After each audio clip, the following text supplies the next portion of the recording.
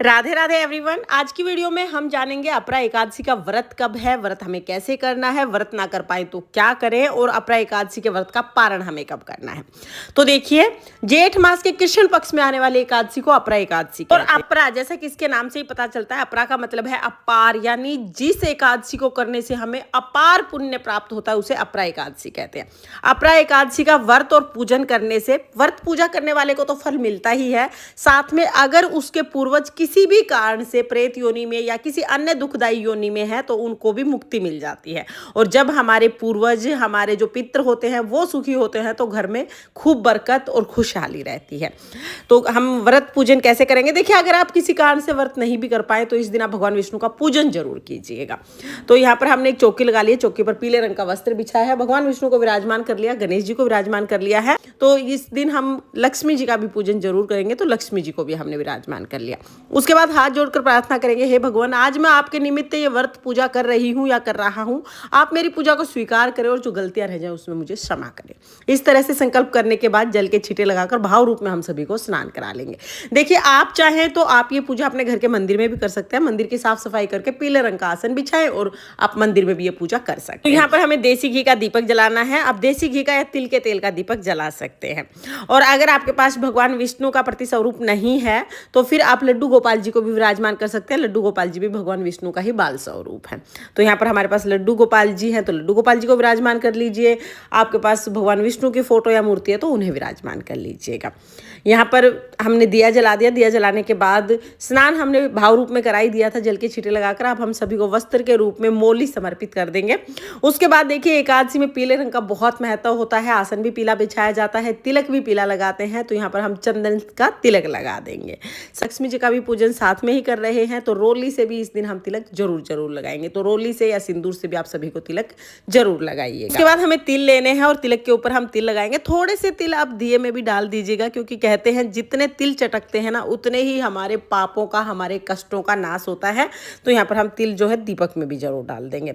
फिर अगर आपके पास फूल है तो आप फूल समर्पित कीजिएगा, अगर फूल नहीं है तो कोई बात नहीं, बगैर फूल के भी आप पूजा कर सकते हैं। तो यहाँ पर हमने फूल थे तो फूल समर्पित कर दिए हैं। फिर हम भोग समर्पित करेंगे। तो देखिए, गणेश जी को बिना तुलसी के भोग समर्पित किया जाता है, इसलिए गणेश जी को हम अलग से भोग समर्पित कर देंगे। तो यहाँ पर हमने गणेश जी को भोग समर्पित कर दिया है। इसके साथ ही एकादशी के दिन आप कोशिश कीजिएगा कि आप तुलसी मंजरी भगवान विष्णु को जरूर समर्पित करें। तो भगवान विष्णु को तुलसी मंजरी समर्पित कर दी। उसके बाद हम भोग समर्पित कर देंगे। एकादशी में फलाहार भोग ही समर्पित किया जाता है, और अपरा एकादशी को जब आप भोग समर्पित करें तो खीरे का भोग अगर मिल जाता है तो खीरे का भोग आप जरूर समर्पित कीजिएगा। तो यहाँ पर हम फलाहार भोग समर्पित कर देंगे। इस दिन गौ माता की भी सेवा करना बहुत शुभ माना जाता है। तो अगर आपके घर के आसपास गौ माता है तो उसे भी आप चारा जरूर डाल के आइएगा। और अगर आपके घर में गौ माता का स्वरूप है तो गौ माता को भी आप पूजा में विराजमान कीजिएगा। इसके बाद हम 1 लोटा जल समर्पित कर देंगे और फिर हम दक्षिणा समर्पित करेंगे। फिर हमें कथा सुननी है।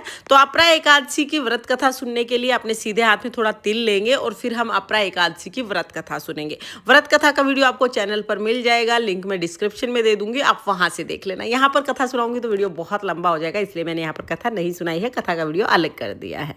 तो यहाँ पर बहुत ही प्रेम पूर्वक कथा सुनने के बाद जो तिल है वो हम श्री हरि विष्णु भगवान के चरणों में समर्पित करेंगे, और बाकी तिल जो है वो हम जल के लोटे में डाल देंगे। तो इस तरह से हमारी कथा पूर्ण हो जाएगी। कथा करने के बाद फिर हम आरती करेंगे। तो जो दीपक जलाया है आप उसी से आरती कर सकते हैं, या आप चाहें तो आप कपूर से अलग से दीपक जला के भी आरती कर सकते हैं। पहले हम गणेश जी की आरती करेंगे, फिर भगवान विष्णु की आरती करेंगे। आरती करने के बाद हाथ जोड़कर पूजा में रही कमियों के लिए क्षमा याचना करेंगे और अपनी मनोकामनाओं को पूर्ण करने के लिए, अपने पूर्वजों की मुक्ति के लिए भगवान विष्णु से प्रार्थना करेंगे।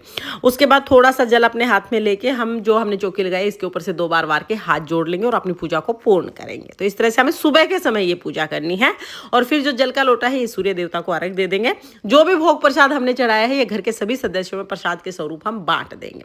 अब सुबह इस तरह से पूजा करने के बाद दिन में आप चाय पानी पी सकते हैं। अगर आप बिना कुछ खाए रह पाए तो बहुत अच्छी बात है, लेकिन अगर आप नहीं रह पाते हैं तो कोई फल आप खा सकते हैं। फलाहार ही लेना होता है, एकादशी के व्रत में अन्न बिल्कुल नहीं खाया जाता है। तो दिन में आप चाय पानी पी लीजिएगा। शाम को फिर से हमें यहीं पर दिया जरूर जलाना है और जो भी आप फलाहार बनाएंगे उसका भोग समर्पित कर देंगे। अगले दिन हम चौकी उठाएंगे, अगले दिन ही हमें व्रत का पारण करना है। और जो दक्षिणा हमने ली है ना, अगले दिन व्रत का पारण करने से पहले हम कुछ दान करते हैं, तो ये दक्षिणा आप उसी में दान कर दीजिएगा। अब हम जान लेते हैं कि अपरा एकादशी के व्रत का पारण किस समय करना है। देखिए, अपरा एकादशी का व्रत इस वर्ष यानी 2026 में 13 मई दिन बुधवार को किया जाएगा। व्रत का पारण अगले दिन यानी 14 मई को हमें करना है। व्रत के पारण का शुभ समय रहेगा 14 मई को सुबह 5:31 से 8:46 तक आप व्रत का पारण कर सकते हैं। तो 13 मई को हम अपरा एकादशी का व्रत करेंगे और 14 मई को सुबह व्रत का पारण करेंगे। तो फ्रेंड्स, आई होप आपके सभी डाउट्स क्लियर हो गए होंगे। फिर भी अगर कोई डाउट है तो आप कमेंट कर दीजिएगा, मैं रिप्लाई करने की पूरी कोशिश करूंगी। और अगर वीडियो पसंद आई हो तो प्लीज वीडियो को लाइक कर देना और चैनल को सब्सक्राइब कर लेना। राधे राधे।